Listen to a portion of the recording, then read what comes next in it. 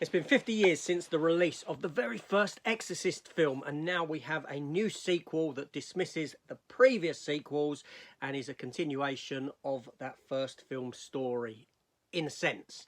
But did I need the power of Christ to compel me to watch this film? Was it any good? Let's delve into it.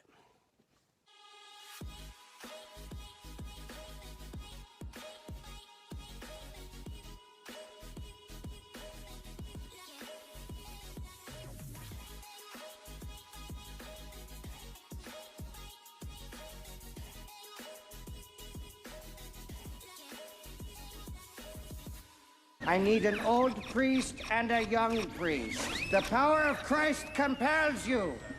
The power of Christ compels you. Whoa, hello. Okay. So hello everyone, welcome back to the channel and welcome to my review for Exorcist the Believer, the 2023 sequel to the original Exorcist film. This film comes at us with a rating of 15 and a runtime of 1 hour and 51 minutes and is directed by David Gordon Green. Now David Gordon Green is the fella who brought us the 2018 Halloween movie and the latter two sequels in that series. Is that a warning sign? We'll find out. The film was written by Peter Sattel, David Gordon Green himself, the director, and Scott Teems. So this film here, it jumps into the story, and we're introduced to this family, an African-American family, a husband and his wife who is heavily pregnant, set about 13 years ago, and a disaster occurs in which he has to make a decision whether to save the life of his unborn child or the life of his wife. We jump forward 13 years. His wife has passed away and he has got his child who is now grown up. And this child and her friend, they go off on a little haunt like kids do and they go missing. They go missing for 3 days. And when they reappear, when they're found, they have no idea that they've been gone for 3 days. They think they've just been gone for mere hours. And this leads to a series of events where obviously they start going through character changes, much like in the first film, what happened to Reagan. And eventually doctors get involved, psychiatrists get involved, and ultimately it leads to the potential of demonic possession, and we've got to save these children, blah de blah de blah. That's the premise for the film. So you have 2 girls that are possessed within this movie, not just the one. So here we have a group of actors who I am completely unfamiliar with, but they all done sufficient in the roles they were given. So you have Leslie Odom Jr. who plays Victor Fielding, the main protagonist of the film. You have Liddy Jewett who plays Angela Fielding, the daughter of him. Olivia O'Neill is the friend of this daughter. She's the other girl that gets possessed. And we have a return of Ellen Burstyn as Chris McNeil, who is the mother of Reagan from the very first Halloween film. Yes, she comes back into it, but she is blindsided in no time whatsoever.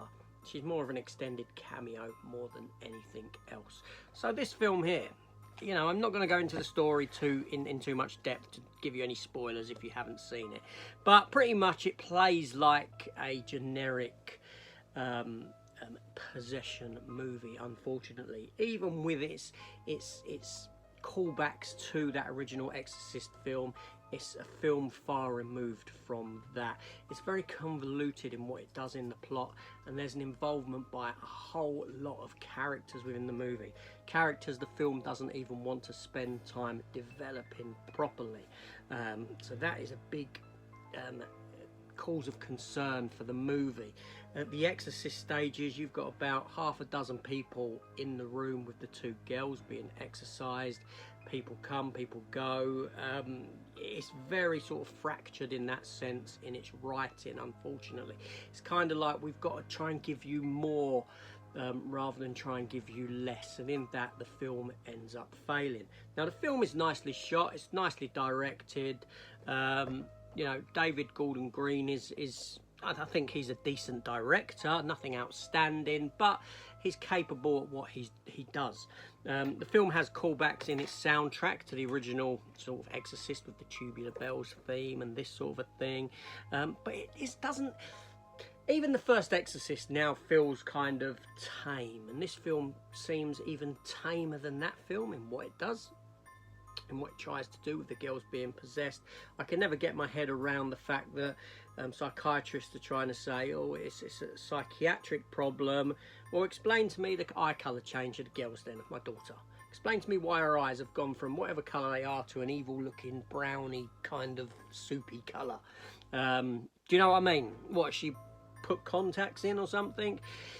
You see where I'm going with it.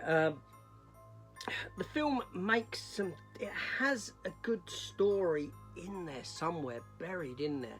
It has some good themes. It has the themes of the church versus science, which for me is always a plus, but it doesn't lean heavily on them like the first film did,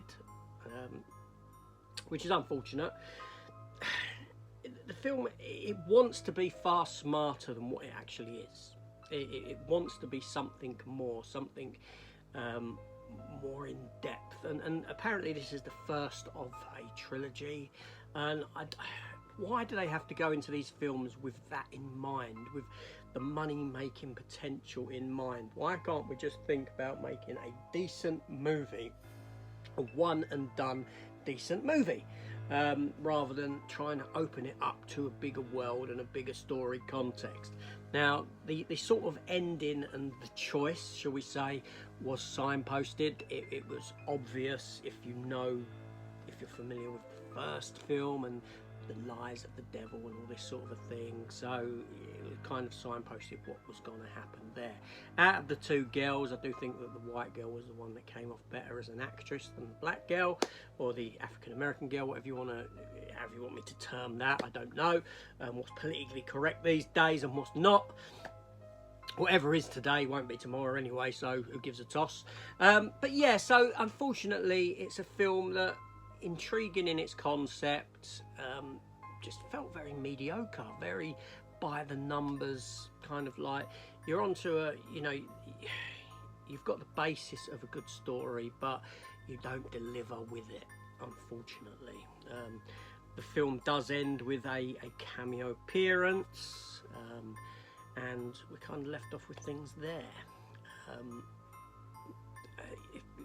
That could open the door to something a bit better, I will say, if they go that route.